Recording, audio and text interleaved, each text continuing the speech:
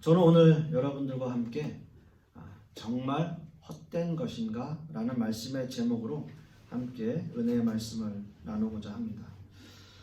오늘 우리가 함께 읽은 이 전도서 여러분들이 너무나 잘 아시듯이 그 저자는 솔로몬입니다. 솔로몬 왕은 다윗 왕의 아들로서 인간이 누릴 수 있는 최고의 부귀영화를 누린 그러한 왕이었죠. 하지만 그의 노년은 그렇게 아름다워 보이지는 않았어요. 전도자는 자신이 경험한 인생을 한 단어로 정의하고 있는데요. 바로 헛되다라는 겁니다. 헛되다. 헛되고 헛되며 헛되니. 사실 성경에서 단어를 2번 이상 반복해서 사용하는 것은 그 단어의 의미가 최상급이다라는 것을 의미하고 그렇게 나타내는 거죠. 따라서 헛되고 헛되며 라는 이 말씀의 이 단어의 의미를 좀 직역해 본다면 헛된 것들 중에서 헛된 것이다 라는 의미를 가지고 있습니다. 제가 예전에 이제 어르신들께도 좀 물어봤어요. 정말 인생이 어떤가요? 라고 물어보니까 돌이켜보면 인생이 참 빨리 지나갔다. 이런 말씀들 많이 하세요. 참 빠르다. 그러시면서 그렇게 아등바등 될 필요는 없다. 또 이런 말씀 하셨습니다. 얼마 전 인터넷 신문을 보니까요. 아주 흥미로운 기사가 있더라고요. 외국의 양로원에서 어르신들께 이제 설문조사를 했어요. 여쭤본 겁니다. 젊은이들에게 남기고 싶은 말씀이 있으십니까? 라고 이제 질문을 드리니까 거의 대부분의 어르신들이 가진 돈을 다 써라. 이게 이제 제일 많이 나왔고요. 두 번째는 이제 시간을 허비하지 마라. 시간을 좀 아껴서 선용해라. 이런 의미이고요. 어떤 분은 좀 재밌는 답도 있었어요. 다리를 벌리고 앉지 마라. 이런 얘기를 하셨던 어르신도 있었습니다. 어찌됐든 제가 서두에 말씀드렸듯이 아둥바둥 거리면서 살 필요는 없다. 그런 것과 좀 일맥상통하는 내용이 아니었는가라는 생각을 해봅니다. 젊을 때는 그렇게 중요한 일이, 그렇게 중요하게 생각되었던 일이 그 연세에 돼서, 그 나이가 돼서 생각해보면 그거 별것도 아니었는데 라는 생각을 하게 되는 거죠. 그래도 저 역시도 아직은 좀 젊다라는 생각을 하니까요. 아직은 50대 초반이기 때문에 젊다라고 생각했는데 후회를 하든지 안 하든지 그거는 나중에 가서 제가 결정을 하더라도 솔직히 솔로몬처럼 좀 부귀영화를 누려봤으면 어떤가 라는 생각도 해보게 됩니다. 다 소용없다라고 하지만 그것을 누려보지 않았기 때문에 그게 진짜 그런가? 라는 생각을 하게 되는 거죠. 만약 여러분들에게 솔직하게 이 질문을 드린다면 그런 부귀영화 손에 쥐어볼 수 있다면 그거를 쥐어보고 나중에 이런 얘기를 하는 게 나으시겠어요? 그냥 부질없다니까 에휴 포기하시겠어요? 아무래도 서두가 되겠죠. 여기서 솔로몬 왕처럼 한번 누려보고 헛되다라고 말하고 싶은 게 아마 일반적인 사람들의 마음일 겁니다. 정말 모든 게 다 헛된 것일까? 전도자는 어떤 의미에서 모든 것이 다 헛되다라고 말하고 있는 것일까요? 여러분들도 너무나 잘 아시는 것과 같이 솔로몬 왕은 실로 엄청난 지혜를 가지고 있었던 사람이었습니다. 전도서 1장 4절에서 6절 말씀을 보시면 모든 세상의 과학적 이치들을 솔로몬 왕이 다 말하고 있어요. 그래서 6절 말씀에 보면 이렇게 말합니다. 바람은 남으로 불다가 북으로 돌이키며 이리 돌며 저리 돌아 불던 곳으로 돌아가고 라고 하는 말이 있어요. 그런데 여러분 이 말이 솔로몬 왕이 단순히 인생을 푸념하면서 한 말이 아니라는 거예요. 실제적으로 갈릴레오 시대의 약 1600년대에 지구의 바람이 순환한다라는 것을 알게 되었고요. 또 1900년도에 코리올리라고 하는 사람에 의해서 지구에서 바람이 순환한다라고 하는 것이 과학적으로 입증됐다라고 하는 거죠. 솔로몬 왕은 어떻게 알았을까요? 전 세계에 이런 공기들이 바람이 순환한다라고 하는 것을요. 이렇게 엄청난 지혜를 가진 솔로몬 왕이었지만 그는 점점 세상의 쾌락에 빠져 들어갔습니다. 주변 국가들과의 정략적인 결혼이라는 명목하에 수많은 이방 여인들과 결혼을 하게 되었고요. 그가 아름답게 건축한 성전은 그 여인들의 신당이 되고 말았습니다. 점점 하나님의 말씀을 떠나는 솔로몬 왕은 그 지혜와 모든 기력도 약해져 가고 있었어요. 그리고 그의 인생의 말년에 기록한 전도서의 첫 구절을 통해서 이 모든 것들이 헛되다라는 결론을 내리게 됩니다. 헛되고 헛되며 헛되고 meaningless, 아무것도 의미가 없다라는 거죠. 세상의 모든 이치를 깨닫고 부귀와 영화 그리고 권력까지 거머쥔 당대 최고의 지도자가 그 생애 말년에 말하는 한마디는 헛되다라는 거예요. 아무 의미가 없다는 거죠. 그렇다면 이 전도서를 통해서 솔로몬 왕이 그 다음 세대에 전하고자 하는 그 뜻은 과연 무엇일까요? 그가 다음 세대 사람들에게 이 전도서를 쓰면서 원하는 내용이 있을 거 아니에요. 그냥 인생은 무의미하니까 대충 살다 가면 그만이다. 그런 얘기 하고 싶은 걸까요? 내가 다 가져봤지만 야 그거 다 쓸데없더라. 그런 의미일까요? 전도서 12장 1절의 말씀을 보시면 일의 결국을 다 들었으니 라고 이야기해요. 일의 결국을 다 들었다 라는 이야기를 합니다. 이제 솔로몬 왕도 무엇인가 그의 인생에 있어서 뭔가 끝맺음을 하고 싶어요. 그 끝맺음을 잘하고 싶은 거예요.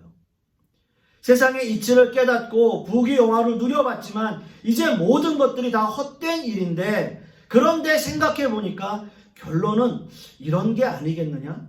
라는 결론을 내고 싶은 거죠. 영어 성경에 보면요. 킹 제임스 버전 성경에는 Let us hear the conclusion 이라는 말이 있어요. 이렇게 해석되어 있어요. 우리가 함께 일의 결국을 들어보자 라고 했을 때 Let us라는 단어를 사용해요. 번역하면 함께 듣고자 하는 거예요. 결국 솔로몬 왕도 그 결론을 같이 들어보고 싶다라는 거예요. 자, 우리가 같이 한번 결론을 들어보자 라는 이야기입니다. 왜 그랬을까요? 왜 그렇게 이야기했을까요? 일의 결국을 다 들었다라고 하는 말이 왜 그렇게 이야기했을까요? 솔로몬 왕도 그 결론을 잘 모르니까요. 그의 인생이 어떻게 끝이 날 건지 모르니까요. 결론은 하나님만이 아시고 하나님만이 그 결론을 이야기하실 수 있다는 거예요. 인간이 아무리 그 지혜가 뛰어나다고 할지라도 자신의 1분 1초 앞을 알 수 없는 것이 바로 인간이에요. 솔로몬 왕도 마찬가지입니다. 모든 결과는 그 모든 결론은 하나님만이 가지고 계시기 때문에 그렇게 뛰어난 솔로몬 왕도 결론 부분에서는 나도 함께 들어보자. 나도 그 결론을 한번 들어보자. 나도 한 사람의 경청자로서 그 결론 한번 들어보고 싶다. 라는 거죠. 그렇다면 우리가 함께 들어야 할 그 결론은 과연 무엇일까요? 그 첫 번째는 하나님을 경외하고 라고 말하고 있어요. 하나님을 경외하는 거예요. 경외한다고 하는 것은 존경한다 또는 두려워한다 라는 의미입니다. 이 성경 구절에서의 경외는 두려워한다는 의미에 좀 더 비중을 두고 있습니다. 구체적인 두려움의 의미는 막연한 공포심을 이야기하는 것이 아니라 너무나 위대한 하나님을 향한 사랑과 공경심을 의미하고 있기 때문이죠. 우리의 이런 공경심은 성숙한 신앙에서 나오게 됩니다. 예를 들자면 이사야 선지자가 사명을 받기 전에 스랍들을 보았을 때의 두려움 같은 거였어요. 이사야 선지자는 그 스랍들을 보고 이렇게 고백해요. 그때에 내가 말하되 화로다 나로 망하게 되었도다 라는 고백을 합니다. 이렇게 막연한 공포심이, 어떤 그 막연한 공포심이 아니라 자신의 죄로 인한 두려움과 공포심이에요. 그 두려움에는 하나님에 대한 경외심과 존경심이 기본으로 들어가 있습니다. 여러분, 그 갓난 아기들을 보면요, 아직 어른에 대한 존경심이나 두려움이 없잖아요, 아기들은. 그래서 우리가 어릴 때 이제 그런 이야기들 하지만, 아기들이 할아버지 수염을 잡는다, 만진다. 사실은 중학생이나 고등학생이 그런 일을 하면 어떻게 됩니까? 등짝 스매싱이겠죠. 하지만 아기들은 잘 모르잖아요. 알 수가 없잖아요. 그러니까 만질 수 있는 거예요. 근데 아기들도 점점 자라서 성숙해지면 이제 그런 것들이 어떤 것이 해야 되고 하지 말아야 되고 두려움과 경외심과 존경심이 생기게 되죠. 또 그런 일을 하면 내가 또 혼나겠구나 라는 생각을 하게 되는 거죠. 그 두려움은 존경심을 바탕으로 되어 있습니다. 우리 신앙인들도 마찬가지예요. 아직 어린아이 같은 신앙인은 하나님에 대한 존경심 또는 경외심이 잘 없습니다. 잘 모르니까요. 하지만 신앙생활을 좀 하다 보면 하나님에 대해서 알게 되고 나라는 존재에 대해서도 알게 되고 내가 얼마나 하나님 앞에 죄인인가를 깨닫게 되는 순간 하나님에 대한 사랑과 은혜를 깨닫고 회개하고 눈물을 흘리며 회심하는 경험을 하게 되죠. 그리고 하나님에 대한 경외심과 존경심이 생기게 돼요. 전도자가 말하는 헛된 삶은 바로 하나님에 대한 경외심이 없는 삶을 말하고 있습니다. 인간의 유한함을 깨닫지 못하고 또한 자신의 죄도 깨닫지 못해서 하나님을 두려워하지 않고 하나님을 경외하지 않는 삶을 사는 것을 이야기해요. 그것은 무의미한 삶이에요.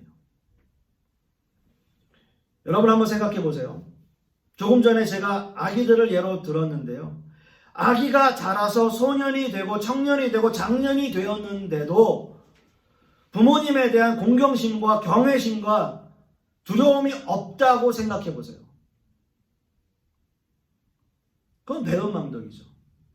그런 배은망덕이 어디 있습니까? 근데 여러분 지금 이 시대의 신앙인들을 한번 보세요. 신앙인들. 지금 이 시대의 신앙인들 한번 보세요. 이 시대의 신자들이 정말 하나님에 대한 두려움과 존경심 그리고 경외심 이런 것들이 있을까요? 있나요? 정말? 하나님을 두려워하나요? 요즘의 교회들이, 목회자들이, 신자들이 하나님에 대한 존경심과 두려움을 가지고 있나요? 참 답하기가 쉽지 않은 내용인 것 같아요. 하나님을 두려워하고 경외심이 있다면 우리가 어떻게 그렇게 할 수 있습니까? 라는 거죠. 하나님에 대한 두려움과 경외심이 있다면 지금의 이 시대의 교회와 신자들이 어떻게 그렇게 할 수 있습니까? 라는 거예요. 성도들도 마찬가지입니다. 하나님을 두려워하는 삶이 아니라 다른 것을 더 두려워하는 것 같아요. 현실적인 문제들, 물질의 두려움들. 하나님을 갈망하기보다는 자신의 이익을 위한 그 다른 어떤 것을 갈망하며 하나님 앞에서 좋은 신앙인으로 사는데 관심이 없고 어떻게 하면 더 사람들에게 잘 보일까 또는 칭찬받을까에 더욱더 익숙해진 삶을 살아가지는 않는지요. 바울 사도가 말했습니다. 빌립보서 2장 12절 말씀에 그러므로 나의 사랑하는 자들아 너희가 나 있을 때뿐 아니라 더욱 지금 나 없을 때에도 항상 복종하며 두렵고 떨림으로 너희 구원을 이루라고 말씀하셨어요. 우리의 구원을 이루어가라. 어떻게 해요? 두렵고 떨림으로. 경외심과 존경심이에요. 막연한 공포와 두려움이 아니라 하나님을 향한 경외심과 존경심, 그 사랑을 표현하면서 살아라. 구원을 이루어가라라는 거죠. 이것이 세상을 헛되지 않게 사는 방법이라는 거예요. 헛되지 않게 사는 방법. 의미 없는 삶이 아니라 의미가 있는 삶을 살아가기 위해서 우리에게 필요한 것, 신앙, 믿음, 그 구원을 이루어가는 거죠. 세상 가운데서. 하나님에 대한 존경심과 경외심을 가지고. 사랑하는 성도 여러분, 우리가 명심해야 될 것은 바로 여기에 있어요. 의미 없는 삶을 살아가는 것, 의미가 정말 없어서가 아니라 우리가 하나님을 알지 못하고 하나님을 두려워하지 못하고 하나님에 대한 존경심과 경외심이 없기 때문에 무의미한 삶을 살아가고 있는 거죠. 저는 소망하기는 우리 모든 성도님들은 이런 하나님에 대한 경외심과 존경심을 가지고 의미 있는 삶을 살아갈 수 있기를 소망합니다. 헛된 신앙인의 모습이 아니라 진정한 하나님의 자녀다운 모습의 삶을 그렇게 살아갈 때에 우리의 삶은 의미가 있고 하나님 앞에 하나님의 자녀다운 모습으로 살아갈 수 있는 우리의 모습이 될 것입니다. 두 번째는요, 그의 명령을 지키며 사는 거예요. 그의 명령. 이것이 모든 사람의 본분이다 라고 말하고 있습니다. 오늘 본문에서 명령이라고 하는 것은 과연 무엇을 의미하는 것일까요? 명령. 전도자가 기록할 당시로 본다면 하나님의 명령은 율법, 계명 이런 것들을 의미하고 있는 거겠죠. 신명기 6장 5절 말씀에 너는 마음을 다하고 뜻을 다하고 힘을 다하여 내 하나님 여호와를 사랑하라. 그렇게 말씀하셨습니다. 그리고 예수님께서도 우리에게 새 계명을 주셨는데 누가복음 10장 27절 말씀에 대답하여 이르되 내 마음을 다하고 목숨을 다하며 힘을 다하며 뜻을 다하여 주 너의 하나님을 사랑하고 그리고 또 한 가지가 있어요. 또 내 이웃을 내 자신같이 사랑하라. 이렇게 말씀하셨습니다. 이것이 하나님의 명령이라고 했어요. 명령. 하나님을 사랑하는 것 그리고 이웃을 사랑하는 것입니다. 우리의 신앙에서 이것을 실천하는 것 말고 다른 것이 과연 있을까라는 거죠. 전도자는 이것이 사람의 본분이라고 말하고 있는데요. 우리의 삶 속에서 신앙생활 속에서 반드시 실천하고 살아야 하는 것 그것이 하나님의 명령이라고 전도자가 말하고 있는 겁니다. 그렇다면 과연 우리는 어떻게 하나님의 명령을 지키며 하나님을 사랑하고 이웃을 사랑하며 살 수가 있을까요? 그게 사실 어려운 거죠. 하나님을 사랑하고 이웃을 사랑하는 말은 참 쉽지만 그것을 실천하면서 사는 것은 굉장히 어려운 일입니다. 하지만 어떻게 하면 그나마 하나님의 명령을 지키며 살 수 있을까 생각해 보면 이 전도자의 말씀에 대한 답을 그러니까 전도자는 과연 그 말씀에 대한 답을 알고 하는 말인가 생각을 한번 해보게 돼요. 전도서 5장 18절에서 20절 말씀을 보시면 우리가 어떻게 사는 것이 하나님의 명령을 지키는 삶인지 알 수 있는 대목이 힌트가 있어요. 한번 보시면 사람이 하나님께서 그에게 주신 바 그 일평생에 먹고 마시며 해 아래에서 하는 모든 수고 중에서 낙을 보는 것이 선하고 아름다움을 내가 보았나니 그것이 그의 몫이로다. 또한 어떤 사람에게든지 하나님이 재물과 부요를 그에게 주사 능히 누리게 하시며 제 몫을 받아 수고함으로 즐거워하게 하신 것은 하나님의 선물이라. 그는 자기의 생명의 날을 깊이 생각하지 아니하리니 이는 하나님이 그의 마음에 기뻐하시는 것으로 응답하심이니라. 한번 나중에 집에 가서 한번 읽어보세요. 전도서 5장 18절에서 20절까지의 말씀입니다. 여러분 이 본문의 말씀을 보시면 우리가 생각하는 중요한 것들은 전도자가 헛된 것들이라고 말씀한 반면에 지극히 일상적인 일들을 통해서 기쁨을 얻는 것이라고 말하고 있는 것이 그게 사실이에요. 그러니까 말하자면 우리가 중요하다고 생각하는 것은 전도자가 다 헛된 것이다 라고 이야기하고 있지만 일상적인 일들 그것들을 통해서 우리는 기쁨을 얻는다는 거예요. 그렇습니다. 우리가 먹고 마시며 수고하고 하는 이런 평범한 인간의 삶이 우리에게 기쁨이고 즐거움이다라고 하는 거죠. 그리고 이 본문에서 한 가지 중요한 사실은 그 평범한 인간의 일상의 중심에 하나님이 함께하고 계시다라는 사실이에요.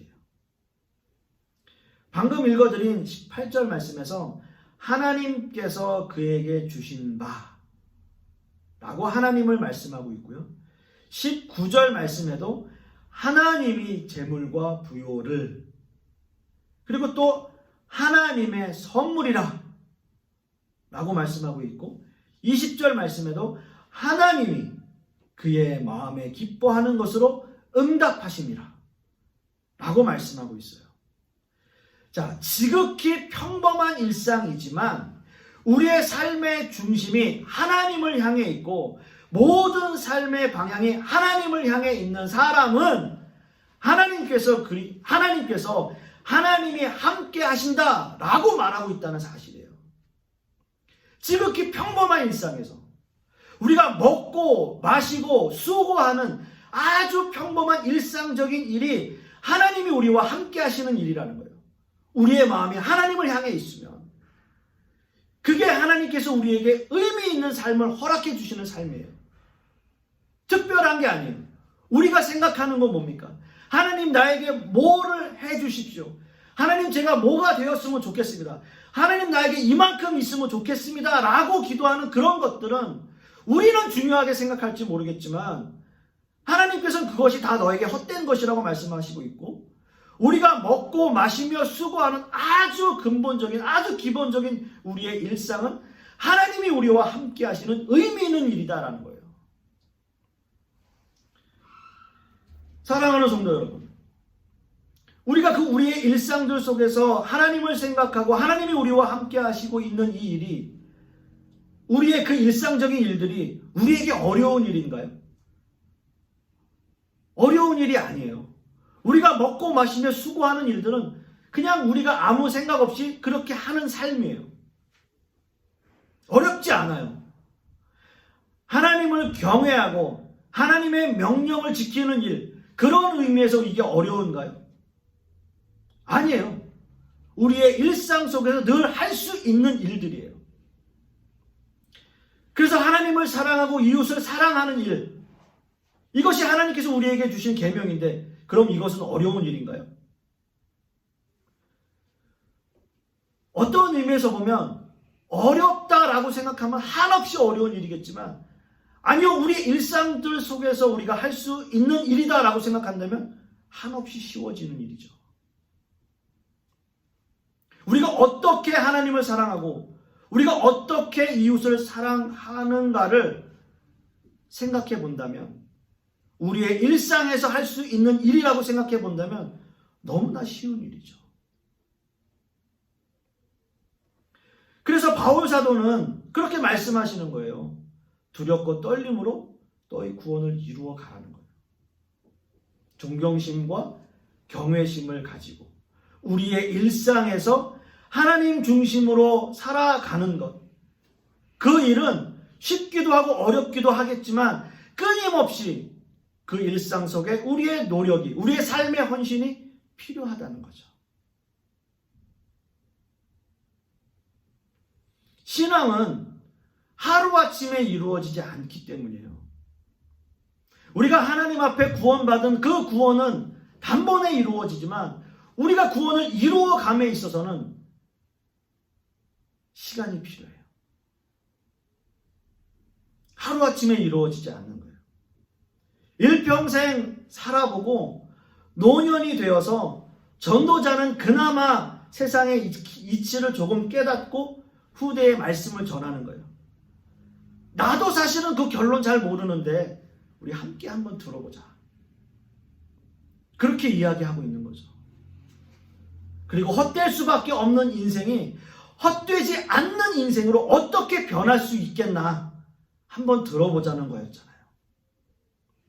우리의 일상 속에서 우리가 얼마나 노력하며 우리의 일상을 통해서 하나님 앞에 얼마나 영광 돌리며 살아가는가, 노력해야 되는 거예요. 그것이 중요하다는 거죠. 그건 다름이 아니라 우리의 삶 속에서 하나님 중심의 삶을 살려고 노력하는 거예요. 노력하는 거. 우리는 그것을 성화라고 이야기해요. 그런 삶을 살려고 노력하는 사람들에게는 하나님께서 먹고 마시게 하실 것이고요. 하나님이 재물과 부요를 주실 것이고요. 하나님이 수고와 즐거움을 주실 것이고 하나님이 그의 마음에 기뻐하는 것으로 응답하겠다라고 약속하셨어요. 어떻게 해요? 하나님 중심의 삶을 살 때. 여러분 이걸 믿으셔야 돼요. 이게 아멘이에요. 우리의 삶이 의미 있는 삶을 사는 것, 헛되지 않는 삶을 사는 것, 그것은 하나님 중심의 삶을 살아가는 거죠. 말씀의 결론을 맺습니다. 사랑하는 성도 여러분, 과연 여러분들은 여러분들의 인생을 어떻게 살아오셨습니까? 아직은 우리의 인생을 제 인생을 뒤돌아볼 나이는 아닌 것 같지만 어찌됐든요. 정말 헛된 삶을 살고 있는지 아니면 하나님을 경외하고 하나님의 말씀에 순종하고 하나님 중심의 삶을 통해서 의미 있는 헛되지 않는 삶을 살아가고 계신지 한번 생각해 볼 수 있는 시간들이 되실 수 있기를 간절히 소망하겠습니다. 기도하겠습니다.